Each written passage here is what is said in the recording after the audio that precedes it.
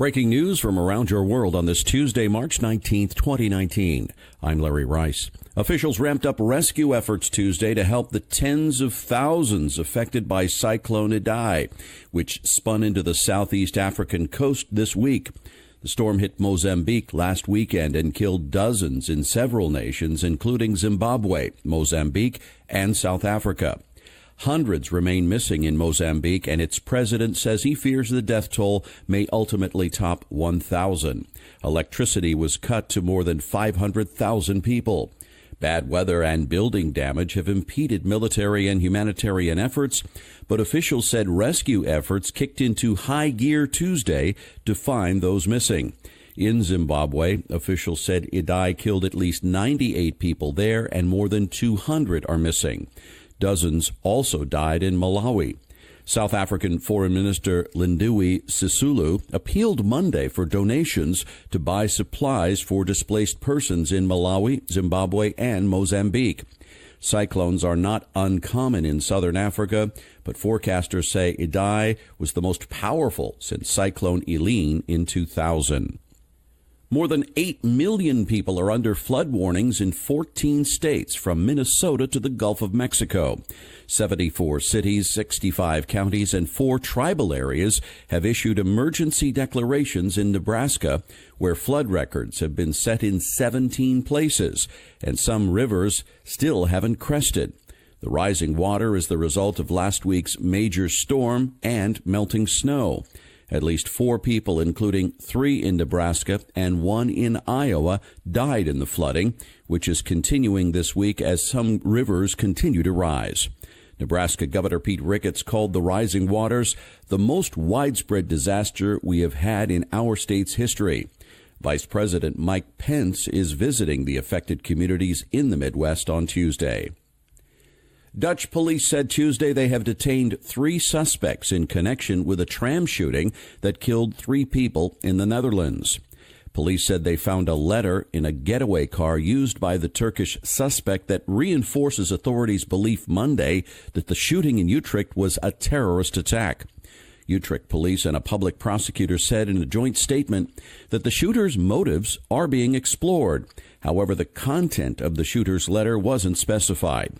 Police tracked down the 37-year-old gunman by analyzing surveillance footage in the area and the getaway vehicle. Officials say he was armed when confronted by police. No additional details were released on the other 2 suspects. Among the dead, a 19-year-old woman, a 28-year-old man, and a 49-year-old man. Investigators said it doesn't appear the gunman knew any of the victims. Utrecht is about 25 miles southeast of Amsterdam. 5 people were hurt in the attack, 3 of them seriously. A former Pennsylvania pediatrician, Dr. Johnny Jack Bartow, was sentenced to 79 to 158 years in prison for molesting 31 people, most of them his patients. Prosecutors said Bartow, who is now 71, sexually abused several generations of children in the exam room in his office and in area hospitals. 18 of the victims, now grown women, gave victim impact statements calling for a long prison term and calling Bartow a monster. 42-year-old Jennifer Getz said, "Today is a bittersweet day for me." She says Bartow abused her when she was 8. 20 years ago, this predator could have been stopped, she said. The doctor's wife, Linda, said Bartow spent his whole sinister life lying and sneaking around so he could carry on his abuse uninterrupted. Warner Brothers chief Kevin Tsujihara stepped down on Monday after allegations that he promised on-screen roles to an actress with whom he was having an affair.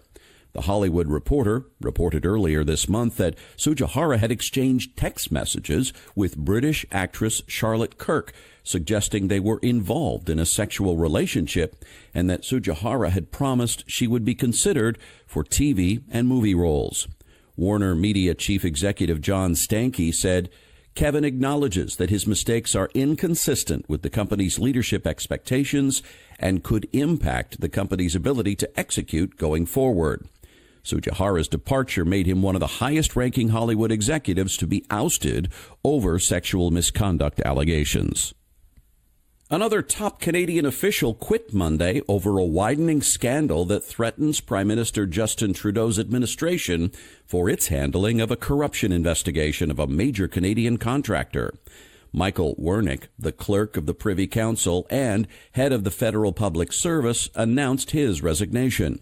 Cabinet ministers Jody Wilson-Raybould and Jane Philpott resigned earlier, along with the Prime Minister's principal secretary and longtime friend Gerald Butts.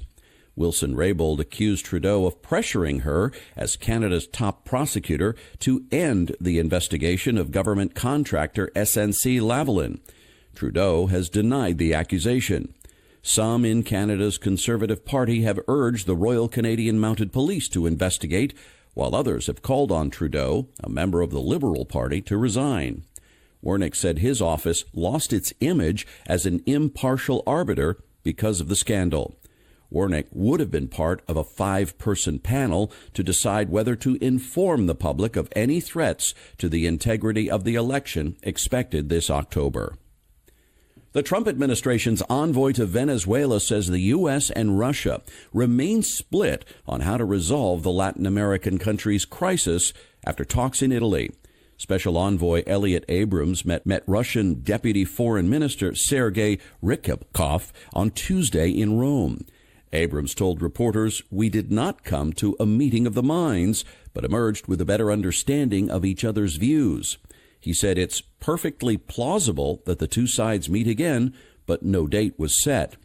Russia backs Venezuelan President Nicolas Maduro and has accused Washington of meddling in the country's affairs by pressing Maduro to step down and hand over power to opposition leader Juan Guaido. Meanwhile, supporters of Guaido, recognized by the U.S. and much of the international community as the South American nation's interim president, took over 3 Venezuelan diplomatic offices in Washington and New York. Carlos Vecchio, Guaido's ambassador to the U.S., said he expected officials loyal to Guaido to gain control of the Venezuelan embassy in Washington in the days to come. The move was expected to escalate tensions back in Venezuela, where the Maduro government vowed to respond. An annual report to Congress shows the U.S. economy has outpaced expectations for the second consecutive year and shaken off fears of a global recession. The White House Council of Economic Advisors said that real gross domestic product grew last year beyond the administration's own predictions. Over the same time, unemployment fell to a near 50-year low at 3.7%, as the economy created an average of 223,000 jobs per month. A spokesman for the council told reporters that the administration's tax cuts helped spur venture capital deals and capital spending. Chief economist Casey Mulligan said the administration's efforts to deregulate Obama-era economic policies have lowered the costs of companies doing business and the prices of consumer goods. Mulligan added that cuts in oil regulations have helped the U.S. surpass Saudi Arabia in oil production, and slashing red tape has helped generic drug companies better compete against the pharmaceutical majors. The council advises the president on economic policy, and Tuesday's annual report is required by law. Its purpose is to give federal lawmakers timely and authoritative information on economic developments and trends. California Representative Devin Nunes is suing Twitter and 3 users that he is accusing of using the platform in a coordinated attempt to smear him. In a complaint filed in Virginia, the former chairman of the House Intelligence Committee cited tweets that accused him of criminal misconduct and made crude jokes about him, including saying he was voted most likely to commit treason in high school. Nunes was a central figure in the House's investigation into Russian election meddling when Republicans controlled the chamber, and critics said he impeded the inquiry to protect President Trump. Nunes is seeking $250 million in damages, accusing Twitter of censoring Republicans and helping their critics. The Department of Energy says it will deliver its first exaflop supercomputer in 2021. An exaflop is 1,000 petaflops, and this will be the most powerful computer in the world, for now. For perspective, most consumer laptops operate at gigascale speeds, which is 1 billion calculations per second.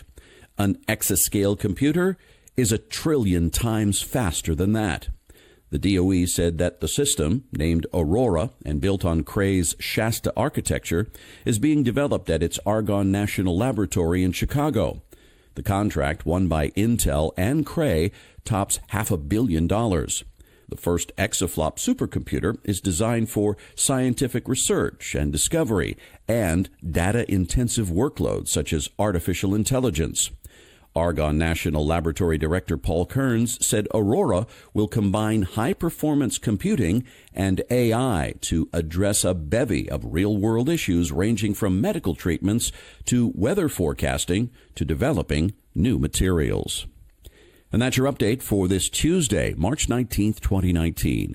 I'm Larry Rice. Thanks so much for listening, and I hope you have a wonderful day.